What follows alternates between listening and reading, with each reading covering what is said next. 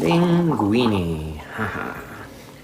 Hi there. Welcome to my kitchen this afternoon on a Saturday afternoon, where we are looking at a cast iron skillet that has been heated hot enough to sear ourselves a steak, because that's exactly what we're doing this afternoon.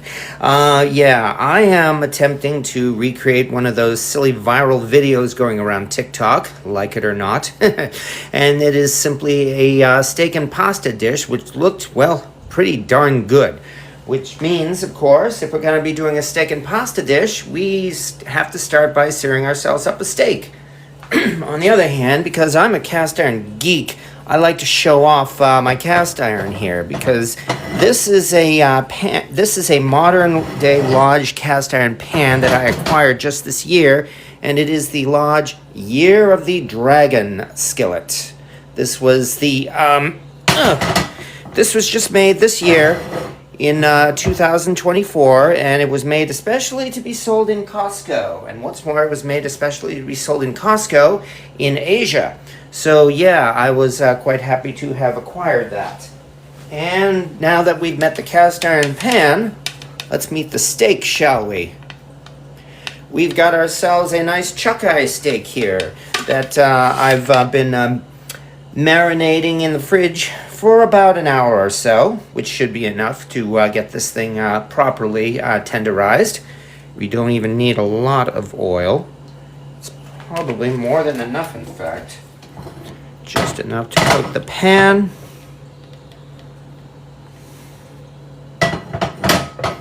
As Rick and Morty likes to say, away we go.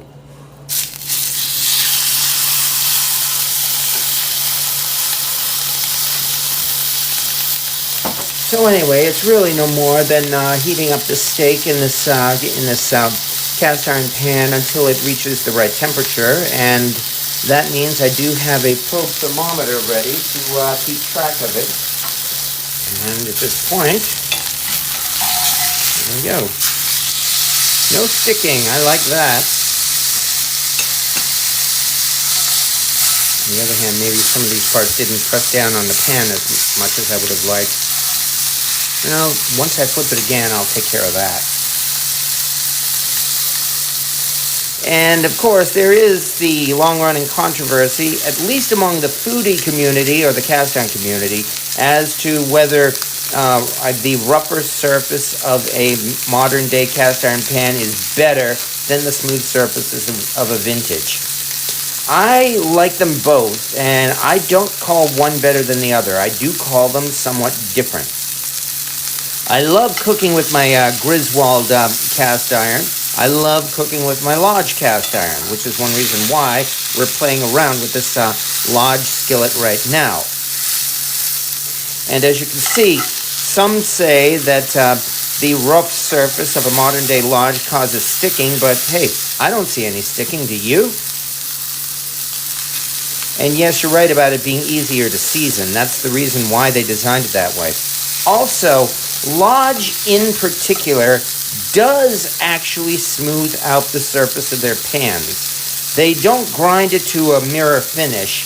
And yes, it is still a little bit rough, and that is intentional so that it can be easier to season, especially since they do the seasoning themselves.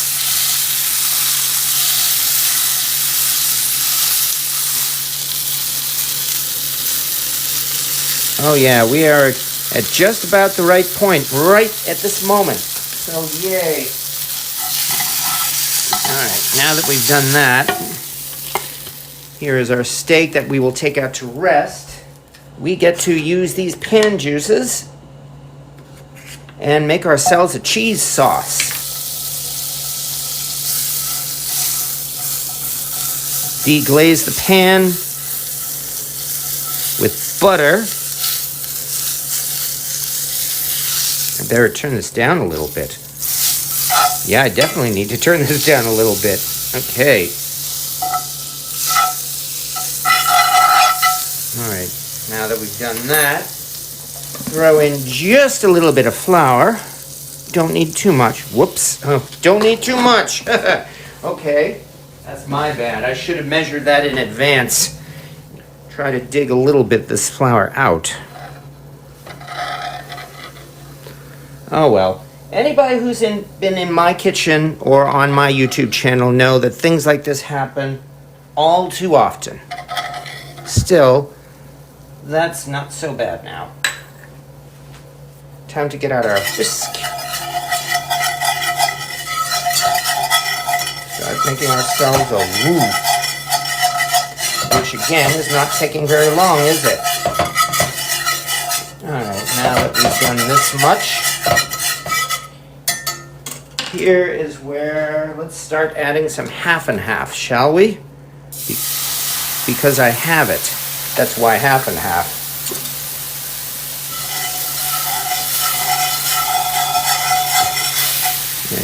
Definitely, I have the heat turned down on this, because I don't want to burn this.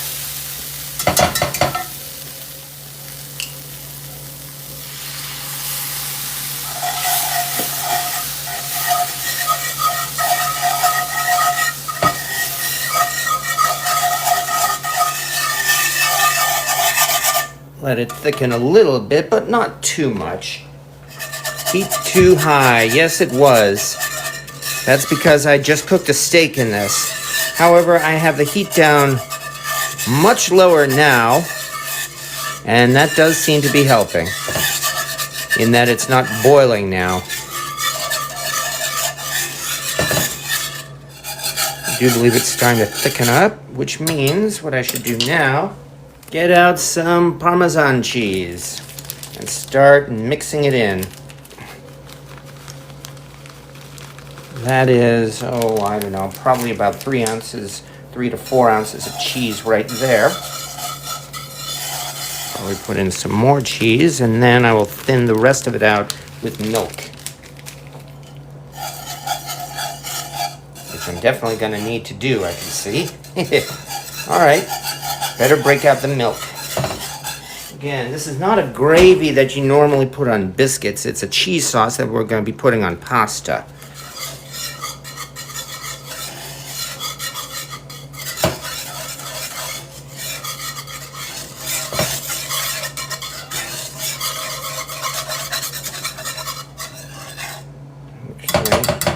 Instead of this, let's see how it looks.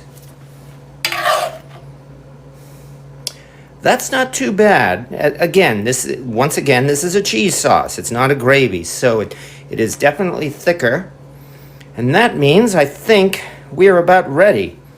Of course, have to be sure the steak isn't overcooked.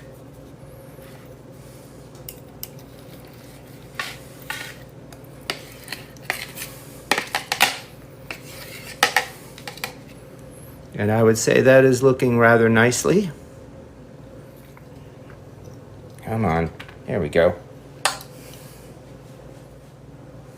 Cheese sauce, which, yeah, I have to admit it looks like gravy, but it is mostly melted cheese with some half and half mixed in. And there we go.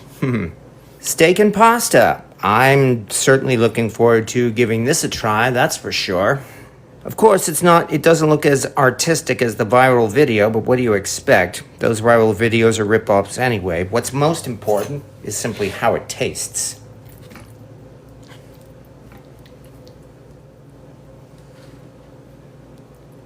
There we are.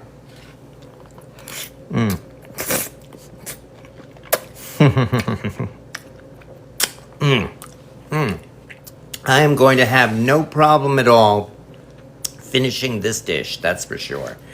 This will certainly keep me for the rest of the night and maybe tomorrow too. There we go. So we simply cooked ourselves up a steak and used the pan juices to make a cheese sauce, which we then served over pasta. And again, I do hope you've enjoyed this, folks.